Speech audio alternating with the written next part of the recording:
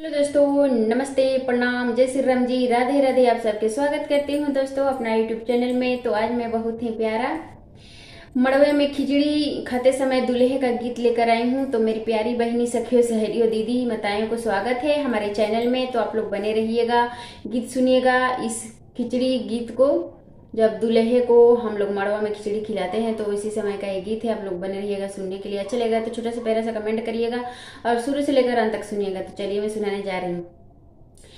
कहे रिसियाला मिलला गांठरी, कहे रिसियाला मिलला गांठरी, खाल खाल ए दुल्हा रखल खिचड़ी, खाल खाल ए दुल्हा रखल खिचड़ी। खिचड़ी न खइबा त जूतला त पैबा, संग में कुटई है बाप तोहरी।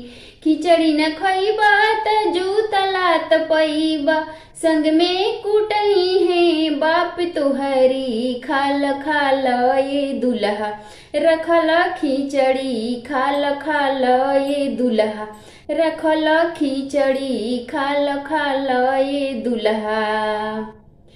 कहे रिसियाला मिलल गांठरी, कहे रिसियाला मिलल गांठरी, गाय जैसे सीधी तू दुल्ही न पैल, गाय जैसे सीधी तू दुल्ही न पैल, संगवा में पैल चैन सिकड़ी, संगवा में पैला चैन सिकड़ी। खाल खाल ये दुल्हा रखल खिचड़ी, खाल खाल ये दुल्हा रखल खिचड़ी।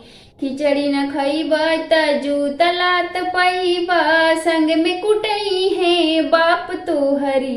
खाल खाल ये दुल्हा रखल खिचड़ी, खाल खाल ये दुल्हा रखल खिचड़ी।